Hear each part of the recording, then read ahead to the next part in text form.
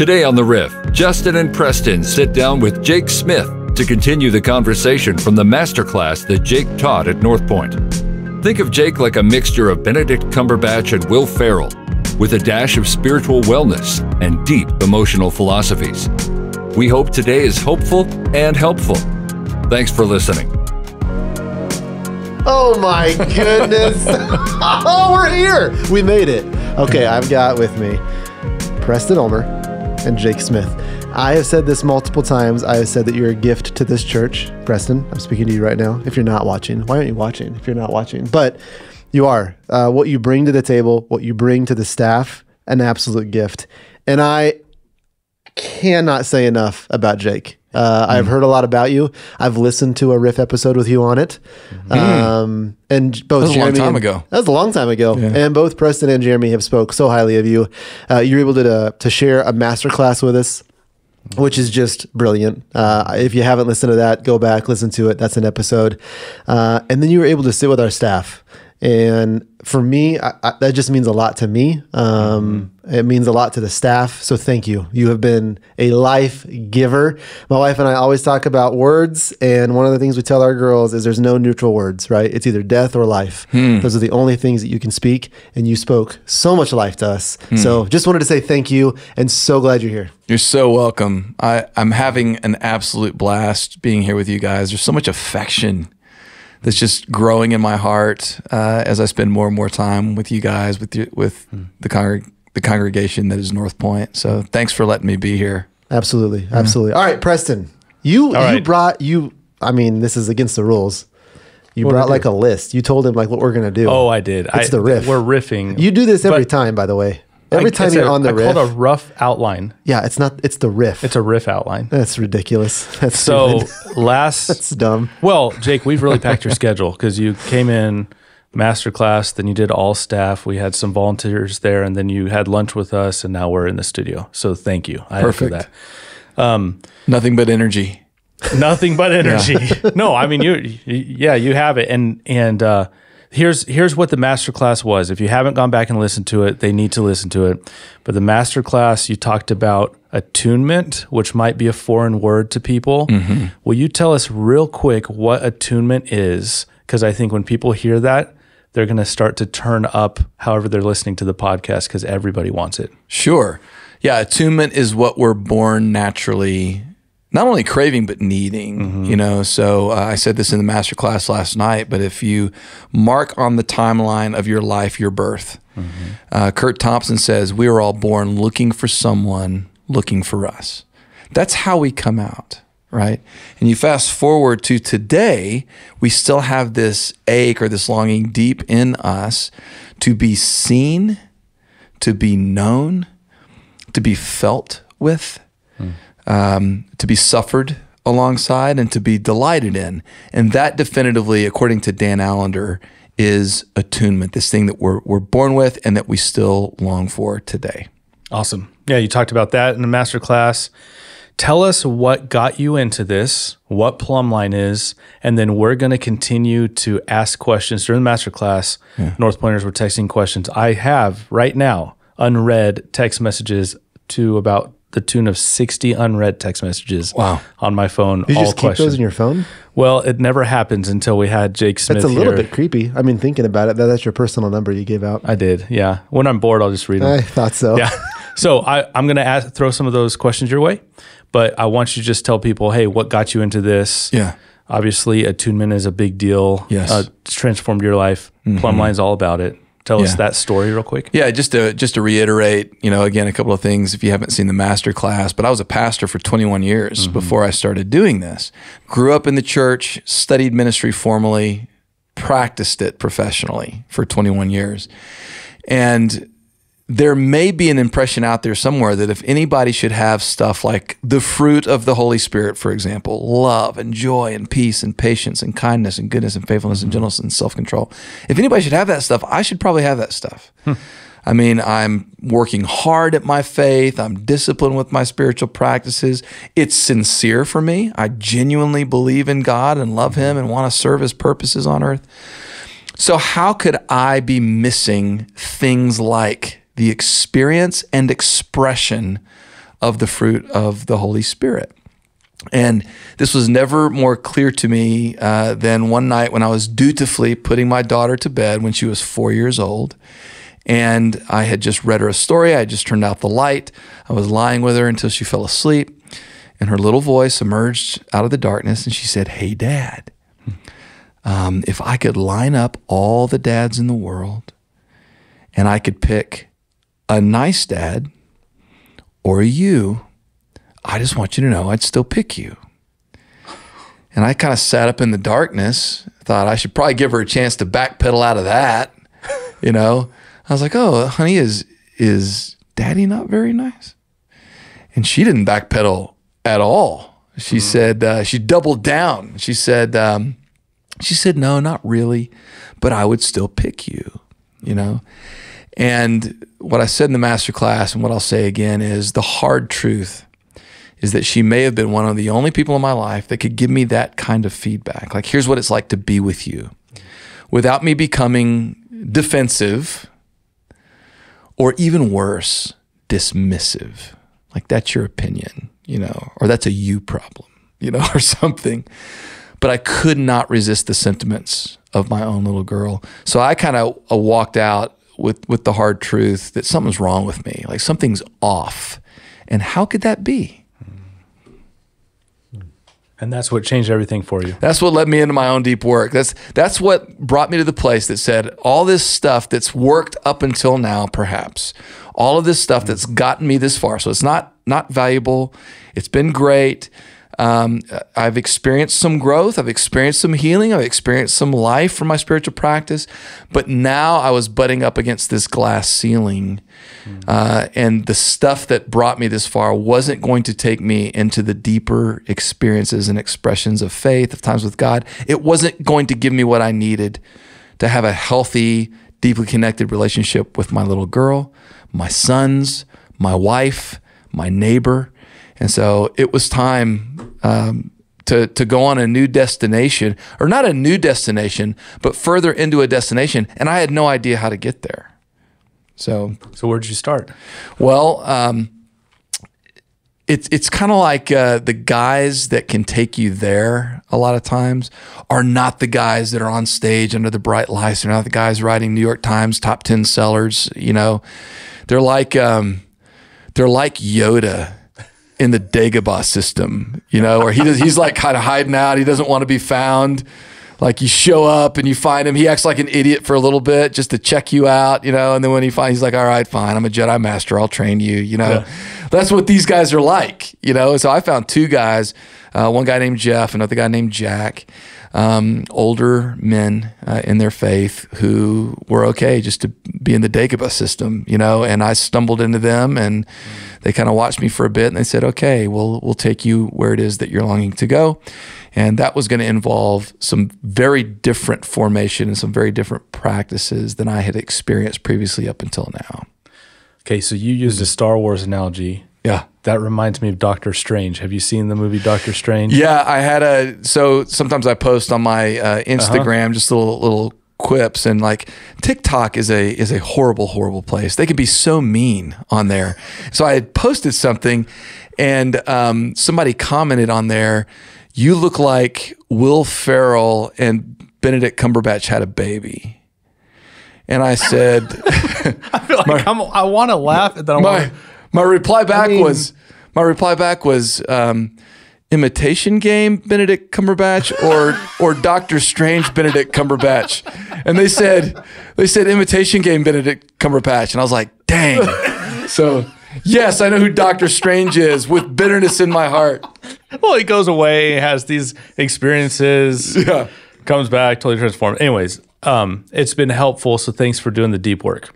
For sure. Because it's been helpful for all of us. And I want to say, if you're in a place where maybe you're in a similar spot, you're hitting this glass ceiling, whatever it is, you're not sure where to go, you just know what's brought you here won't take you there, that classic line. I got into this kind of this new phase of wanting and longing to go deeper, not knowing if I could. Like, there was very much something in me that said, maybe this is just my personality or something. Maybe you just hunker down, you grind it out, and God finishes us in heaven someday. You know, like I was open to that. But I didn't actually know if I could get at what I needed to get at. I didn't know if I could change when I got into it. So if you got those questions that you're wondering about, I want you to know that's natural, that's normal. And there's also hope, because the truth is, if you're willing to do the work, you can change. There is healing and growth available. I think we're done. I feel like that's All right. it. This has been great. Hey, listen. So we have that book, The Ruthless Elimination of Hurry. Yeah. John Mark Comer. A lot of people have on staff have gone through that book. Probably people listening to the Riff have heard about it. He uses a term that we are distracting ourselves into spiritual oblivion. And I feel like it's easier to get distracted than it is to do the hard work.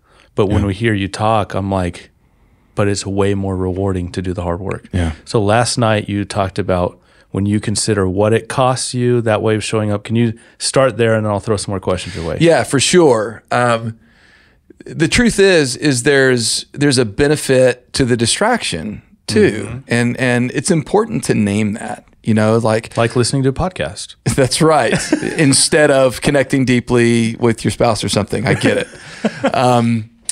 No, it's you know, most people are not crazy, even though you feel crazy sometimes. Like, you're not crazy. It's like, which means you do what you do for a reason.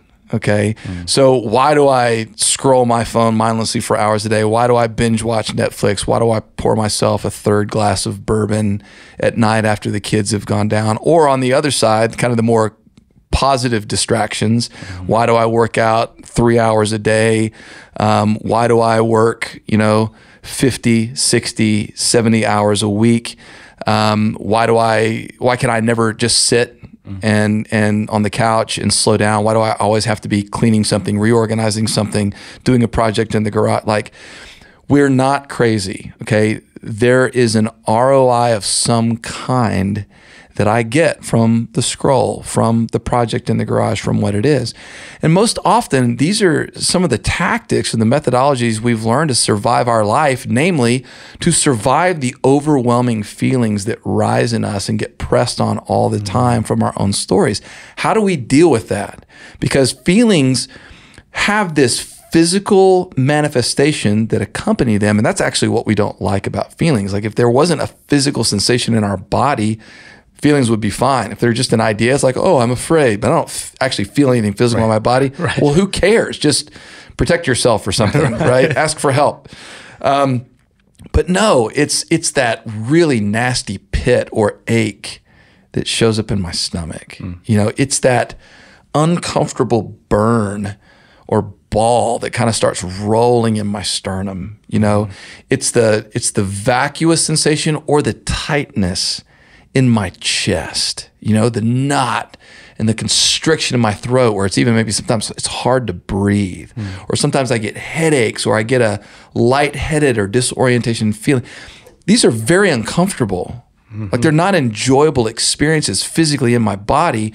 Well, those are the physical aspects of feelings. And when they show up for me, automatically what I want to do is get rid of them. Like, how do I get this to go away? How do I just get this feeling to stop? Now, with healthy heart work, you're just going to let that feeling pass through you. You're going to endure it, the discomfort. You're going to let it pass through you. And then you're going to clumsy Ned, like I talked about in the thing. You're going to, oh man, what was that? That was not good. Can I name it? Willing to explore what it's about, decide what to do with it. Okay. Most of us, when we get that feeling, we don't want to endure it. It's like, oh, this is awful. So how do I, if there's something I believe or I assign that is causing that feeling to rise in me, I'll get rid of that. So my son's causing something to rise in me, go to your room. Get rid of my son so I can get rid of the feeling, because he's the one creating the feeling with me. Or if my spouse is attacking me or arguing with me or something, it's like, well, I'll leave. I just walk out of the house, or I go into the bedroom and shut the door, or I rage at her so she'll leave, or whatever it is. Like, how can I get rid of the thing that's causing these uncomfortable feelings to rise in me? That's one thing that I'll do. That's kind of like behavioral patterns and addictions that need to be dealt with. Or another thing is I can push them down. Like, I can repress them ignore them in essence by, oh, there's that feeling again, and I don't want to feel that. So I'll pull out my phone and I'll scroll on this, that kind of distraction, and just kind of ignore it until it goes away.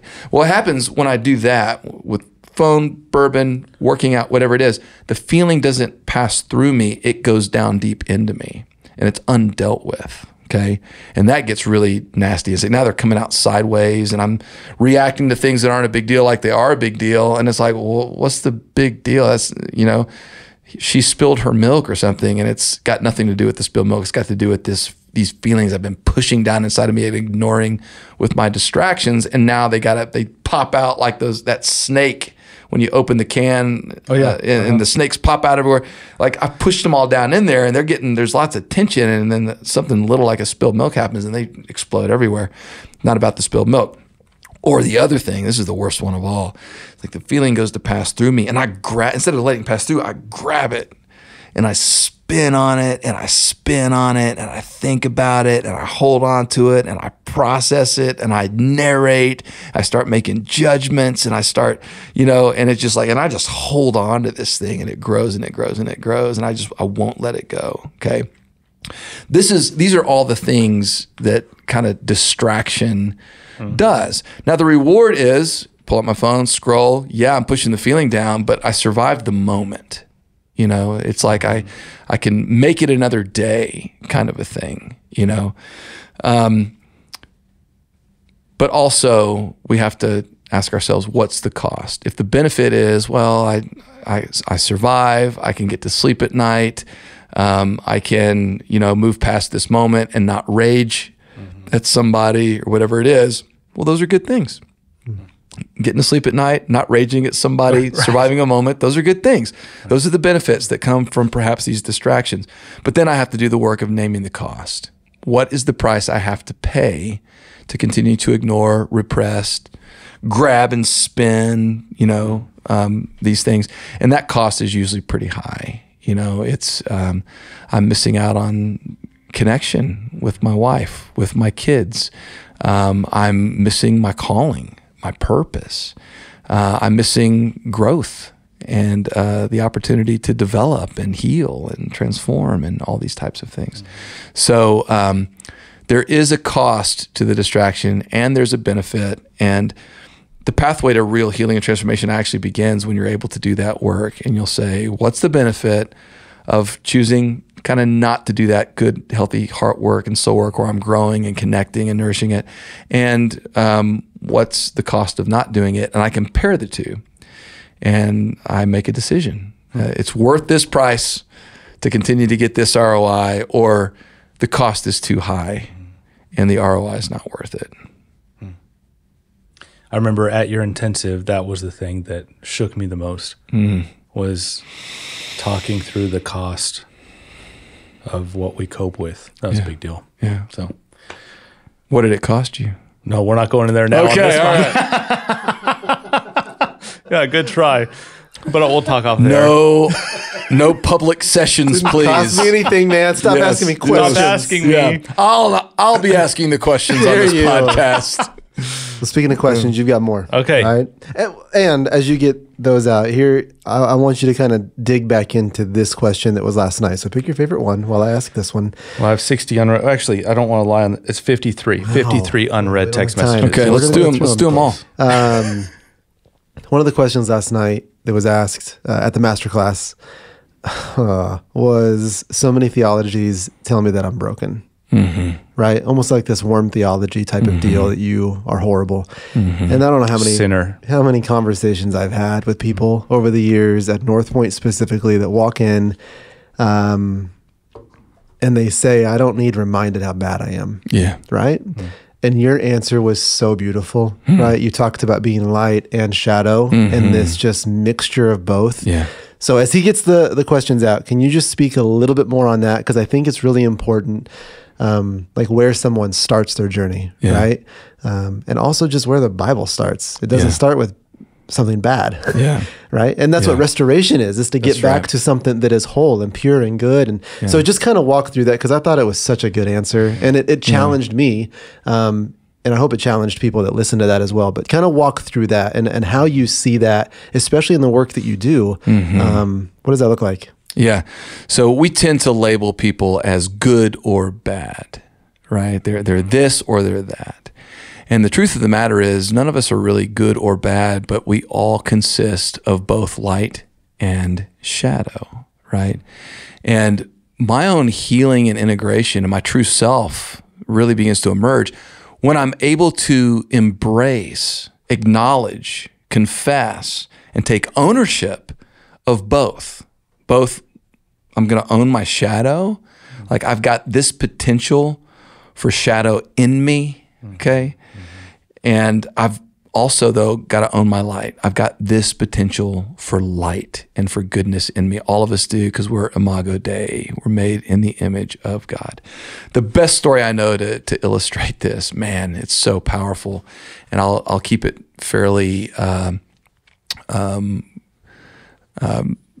incognito, because I don't necessarily have permission to tell the story, even though he's told it a lot publicly. But I have a person I deeply admire whose last name is McDonald. And he was in a relationship with his own father that was physically abusive. His dad was very physically abusive to him. And he was made fun of in grade school for having the last name McDonald. And all the kids would say, "Oh, is your dad Ronald McDonald?" You know, and it would just like, he would feel so much shame about these kids saying, "Oh, his dad's a clown, his dad's Ronald McDonald." Well, his dad, who's abusive to his son, hears this story, dresses up, full makeup, full outfit like Ronald McDonald, goes to McDonald's and buys all the Happy Meals they have, shows up at his kid's school and starts passing out Happy Meals to all his classmates. And he overnight becomes like this unbelievably popular kid. He's like, "Oh my gosh, his dad's Ronald McDonald. He brought us all Happy Meals," you know. And who is this guy? Like, is he bad or is he good? And it's like, he's shadow and light. He's got both. And I think the goal of really good work is, how do I become aware of the potential for darkness or shadow that's in me, and aware of my potential for light, and how do I really empower the light places in me, and how do I give myself care and compassion for the shadow places in me. And it's kind of when I'm willing to be conscious of both and to take responsibility and ownership of both, that my potential for light has the greatest potential, becomes the greatest potential. I can say to those shadow parts, it's like, "Hey, you know, I can do for myself what Jesus has done for me. I see the mistakes you've made in your past. I see the failures and the sins that you've committed. I see the ways that you've tried to torpedo our life, that you've done harm to yourself and to others," you know, speaking to these younger parts. And it's okay. I love you. I accept you. You're part of my story. You have a seat at my table. You have a room in my house. You don't get to lead. You know, I'll lead. I'll take responsibility to lead, but I'll take care of us. And you're part of us.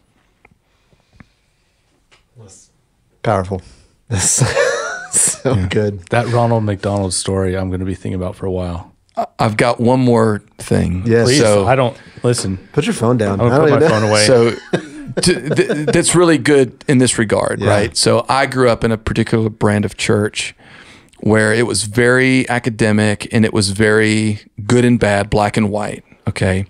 And there's this point of theology known as justification, okay? Justification, which I was always taught, the way you understand this idea of justification is just as if I never sinned. And the picture of it, the metaphor was, God's a judge and he's got a robe and he's got a gavel. And, did we go to the same seminary? This is exactly how they taught it. There you go. Yeah. So you're drug in as a criminal to the court, you know, and God's there with the judge and he pronounces his justice demands that he slams down the gavel and he pronounces you guilty. Did Jesus walk in at that moment? Yeah. Well, then he takes off his robe, right? And he comes down and he pays your fine because he's also gracious, right? And merciful. And he sets you free. And I've always thought that's what justification was. There's a theologian named N.T. Wright. And I had the unbelievable surreal experience to spend a little bit, just a few hours with him several years ago. And it's like sitting with C.S. Lewis. It's this really spooky experience. You can ask him anything you want, right? I'm like, what am I going to ask freaking N.T. Wright, And so I'm like, I don't even know what to call him. I'm like Bishop. I'm like N.T. Dr. Wright. Just I think it's just like, yeah, do we just go with N? He's like, call me Tom. I'm like, I'm not calling. Wait, where's the name Tom in here? Yeah, I think it's got something to do with the Tom, like the T. Like, okay, Tom, But anyway, I knew he was writing a book on Paul. He used to be the Bishop of Durham, N.T. Wright. He had to resign to write this book on Paul because that's how he writes books. It's like it's going to require everything. So he's writing this book on Paul, and so I asked him. I said, justification. Here's my understanding of it, as I just explained. Is that what Paul meant by justification? And he closes his eyes and he starts kind of moving his lips, and I'm sitting there going, what's he doing? And then I realized, oh, he's reading the Bible in his mind, which is what he was doing. And he goes, well, the idea of justification primarily comes out of the book of Romans, which again, he pulled from his mind when he was scanning it, the scriptures. And he goes, oh, and to rightly understand Romans, you have to understand Romans chapter 1.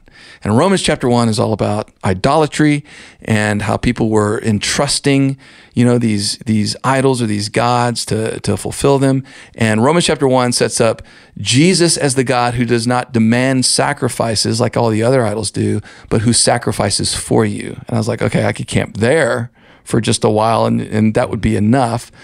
But then he keeps going.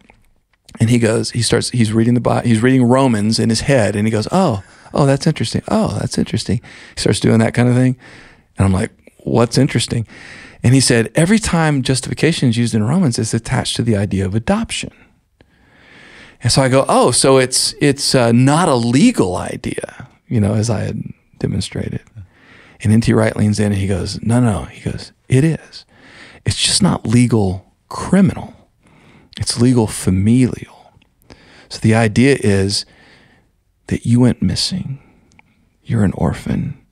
And God came looking for you. And he would stop at nothing to find you. When he found you filthy and eating garbage at the dump, he scooped you up into his arms. He rushed you into a court of law. He did everything he needed to do to legally adopt you into his family. And then he brought you home. That's justification. And I went,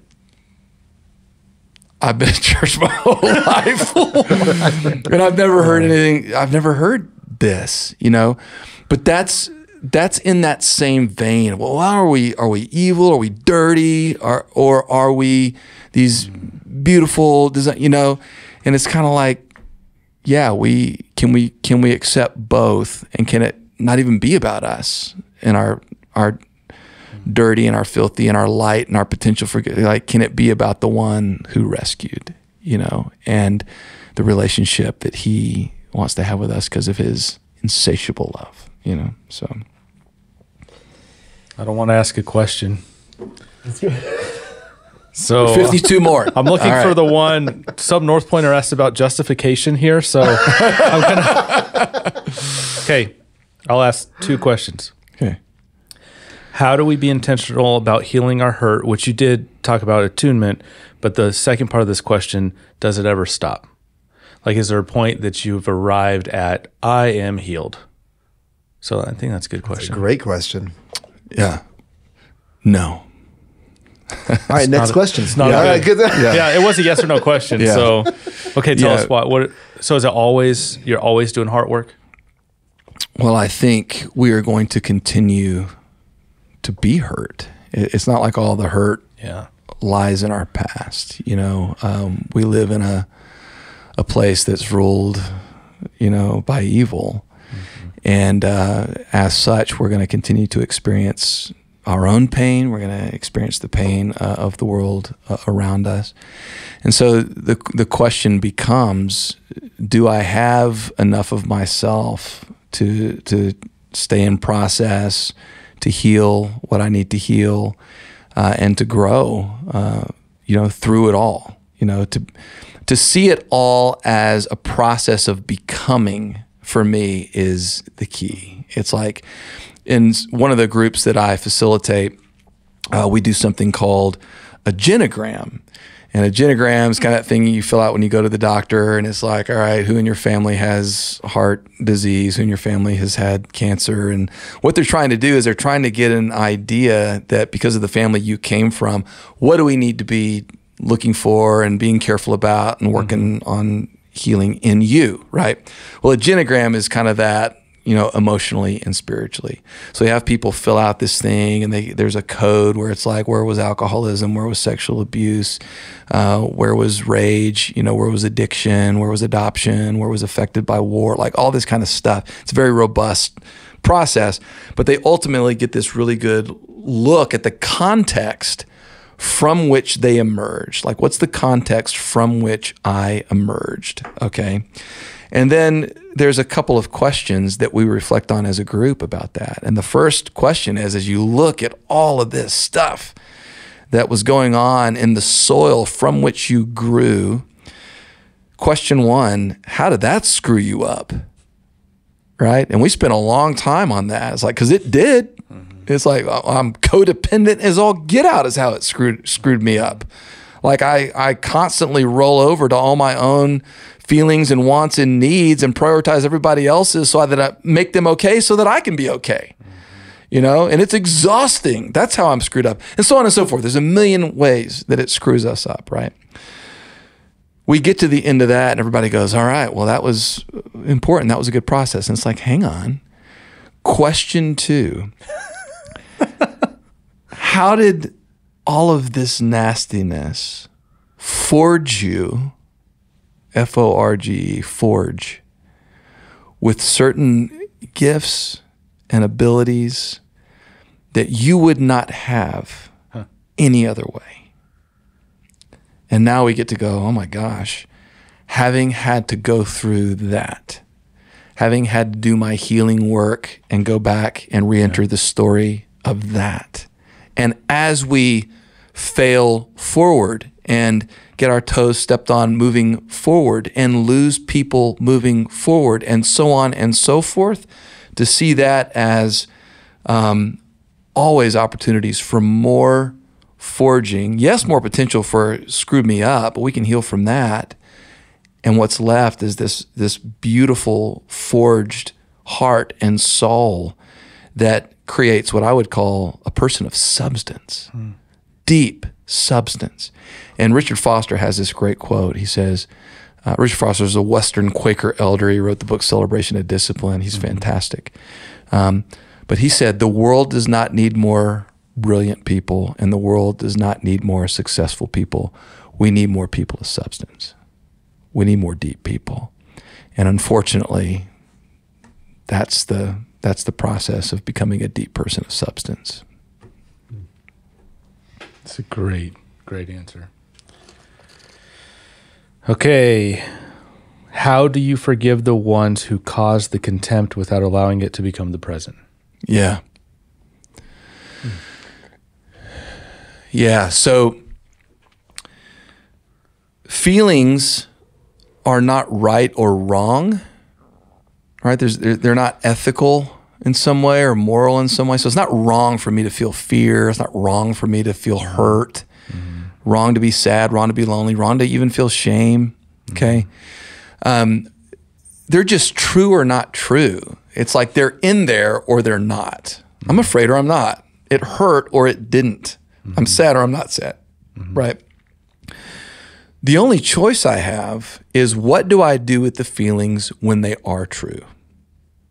Okay. Do I do something we talked about earlier where I'm dismissing them, ignoring them, repressing them, choosing to scroll or drink or work harder in the name of just sidestepping them, right? Or do I clumsy Ned? Am I willing to name, explore, and decide what to do with the feelings that are in there? Take my own heart seriously, in essence, okay?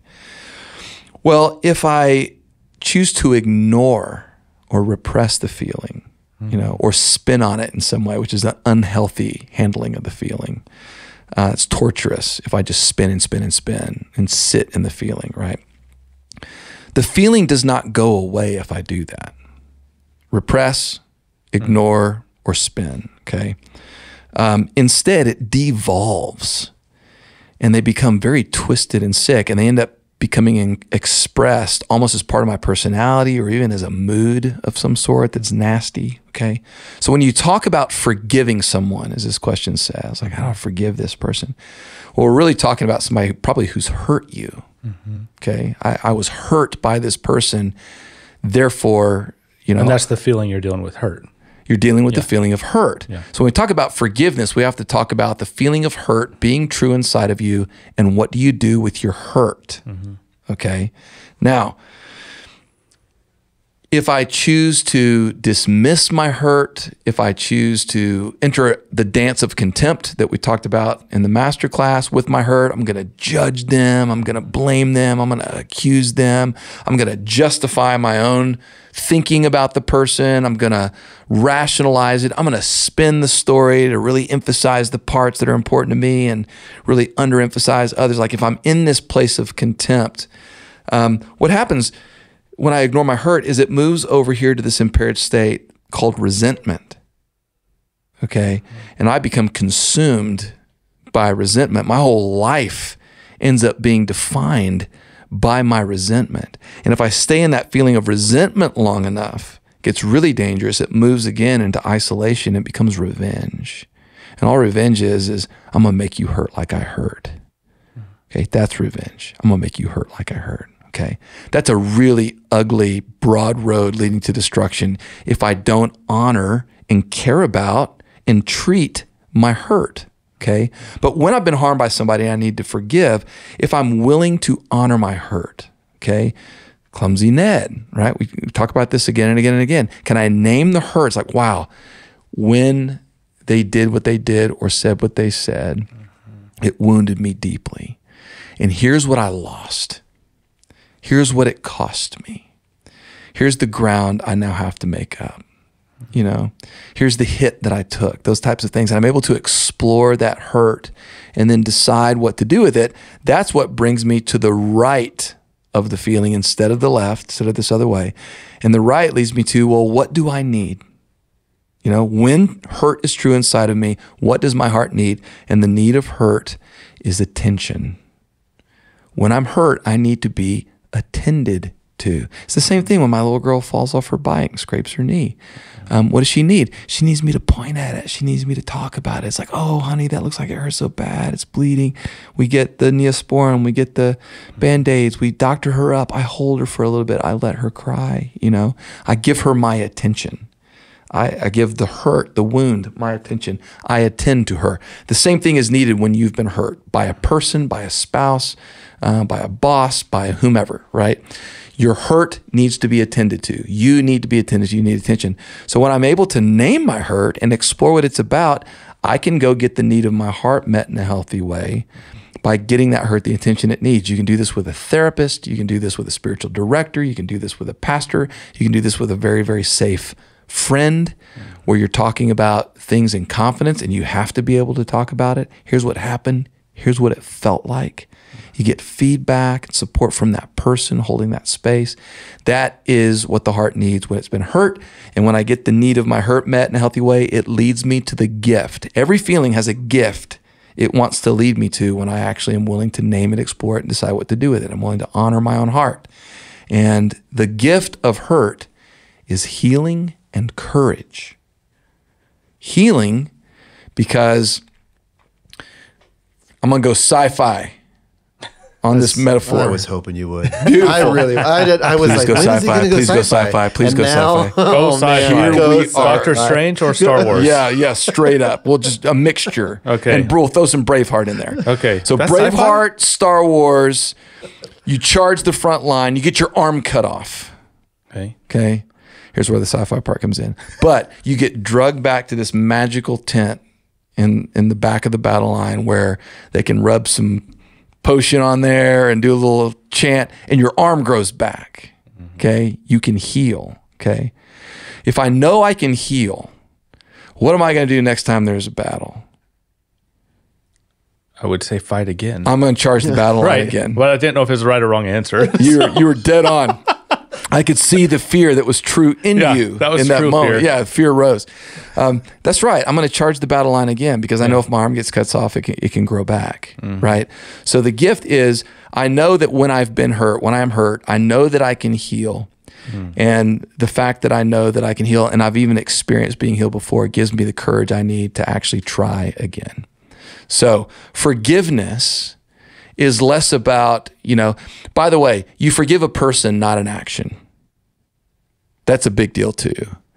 It's like if someone murdered my son, I'm never going to forgive the action of my son being murdered, but I can forgive the person who did the action, okay? So we've got to be able to separate the heinous action from the person. So you're working to forgive the person.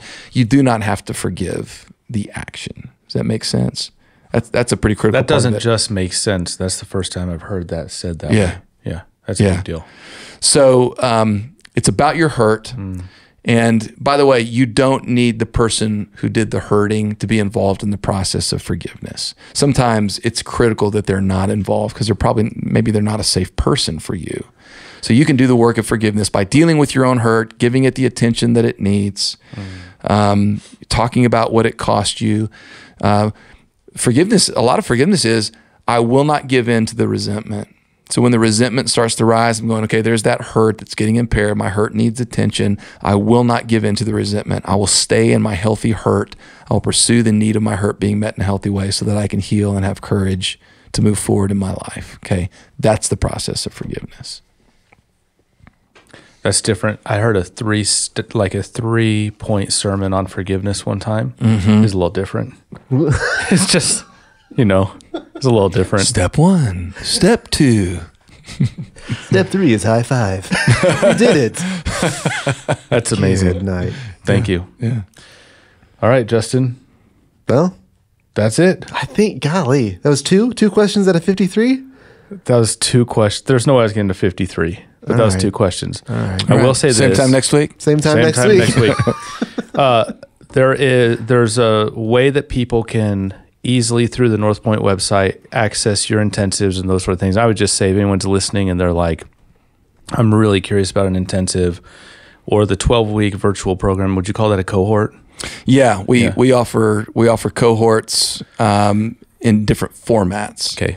So we've got the programs that we offer in an intensive format, which is all 12 sessions in a weekend, a Thursday evening through a Sunday afternoon, or we've got the exact same program in a cohort that's spread out over 12 weeks. Okay. So you meet every week for 12 weeks, but it's the same program, just 2 different formats. Amazing. Yeah. So if you're thinking about how do I do more work on this, please check out, it's goplumline.com. No B in Plumline, GOPLUMLINE. Plumb-line. No plum. No, I know. I'm just kidding. Just plum. Yeah. Plum. Sans B. So, or you could just... a bold move. Take out the B. I like that. That's a marketing guy. He's like, you're supposed to misspell it. Taking out the B in life. Yeah. It's like, it makes it more sticky. Like, all right. I like it aesthetically better. Yeah, it looks great. It looks great on screen. Yeah, it looks great. Thank you. We'll have that in the show notes as well. So wherever you're listening to this, wherever you're watching this, you can just click on the link. It'll take it right to Plumline. Plumline. Not 3 M's though. No. Plum. Yeah, I can't. It's hard. And if you go to northpointchurch.tv/masterclass, there's a whole digital resource kit. Some of the books that you referenced from last night are on there. And then anything that you want us to throw on there, we'll throw on there before this comes out. So great. And thank you, Jake. I will say this is not the last time North Pointers will interact with you or Plumline. And we're so grateful for that. So thanks. I hope that's true. Yes. Love you guys. Well, it's on the air. It's got to be true, right? Right? It's so true. And I just want to apologize. Just realized I'm wearing shorts. And the camera, I mean, this is newer. And I've been looking over and I've been showing some thigh. Yeah. I really have. Yeah. So, sorry to the listeners. Or viewers. Viewers. Really. Yeah, I wouldn't even be a listener. Our viewers are going to go down right now. Because I feel like you've got kind of an angle there. Your eyes are up here. Okay, all right. Okay. I'm just... Your eyes are up here. All right, Riff Raff. Thanks for listening, and we'll see you next week. Thanks for listening to this episode of The Riff. We'll have a brand new episode every week, wherever you find podcasts.